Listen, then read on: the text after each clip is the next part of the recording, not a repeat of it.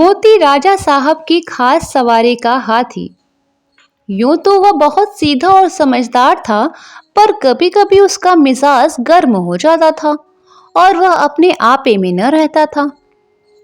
उस हालत में उसे किसी बात की सुधि न रहती थी।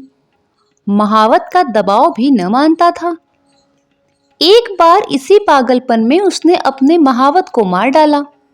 राजा साहब ने वह खबर सुनी तो उन्हें बहुत क्रोध आया। मोती की पदवी छीन ली गई। राजा साहब की सवारी से निकाल दिया गया।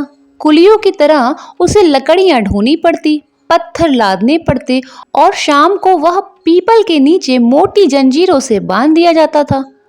राती बंद हो गया।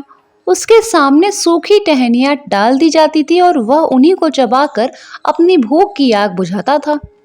जब वह अपनी इस दशा को पहली दशा से मिलाता तो वह बहुत चंचल हो जाता। वह सोचता, कहाँ मैं राजा का सबसे प्यारा हाथी था और कहाँ आज मामूली मजदूर हूं। यह सोचकर जोर जोर से चिढ़ाता और उछलता। आखिर एक दिन उसे इतना जोश आया कि उसने लोहे की जंजीरें तोड़ डाली और जंगल की तरफ भाग गया। थोड़ी ही दूर पर एक नदी थी।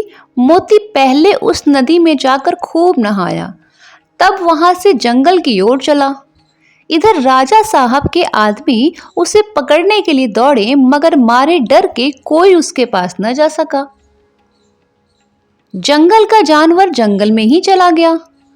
जंगल में पहुंचकर अपने साथियों को ढूंढने लगा। वह कुछ दूर और आगे बढ़ा तो हाथियों ने जब उसके गले में रस्सी और पांव में टूटी जंजीर देखी तो उससे मुंह फेर लिया। उसकी बात तक न पूछी।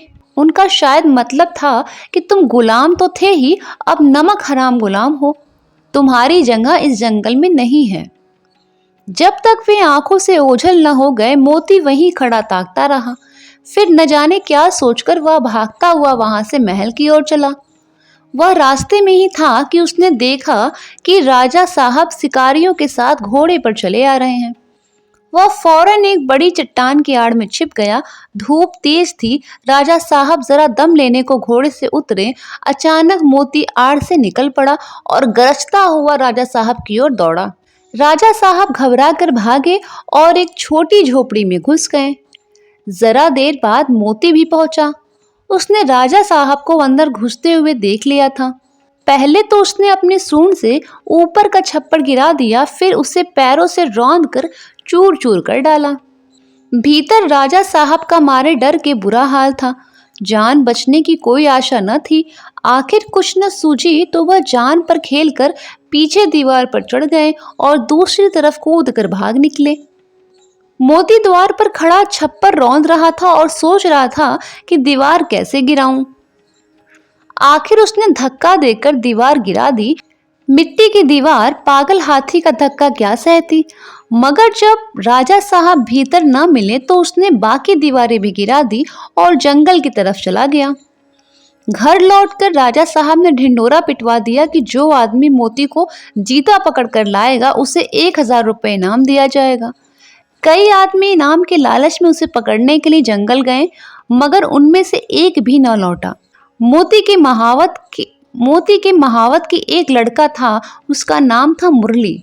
अभी वह कुल 8-9 बरस का था, इसीलिए राजा साहब दया करके उसे और उसकी माँ को खाने पहनने के लिए कुछ खर्च दिया करते थे। मुरली था तो बालक, पर हिम्मत का धनी था। कमर बांधकर मोती को पकड़ लाने के लिए तैयार हो गया।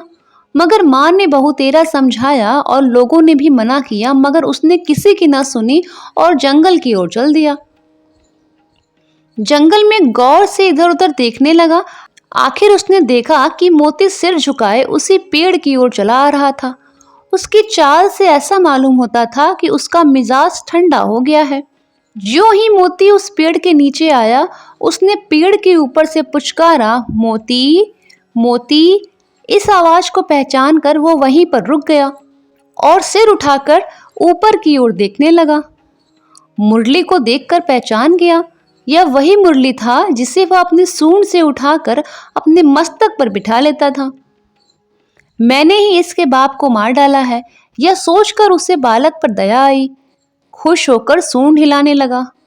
मुरली उसके मन के भाव को पहचान गया। वह पेड़ से नीचे उतरा और उसकी सूंड को थपकियां देने लगा। फिर उसे बैठने का इशारा किया। मोती बैठा नहीं। मुरली को अपने सूंड से उठाकर पहले ही की तरह अपने मस्तक पर बैठा लिया और राजमहल की ओर चल पड़ा। मुरली जब मोती को लिए हुए राजमहल के द्वार पर पहुंचा तो सबने दांतों तले उंगली दबाई। फिर भी किसी की हिम्मत ना हुई कि मोती के पास जाए।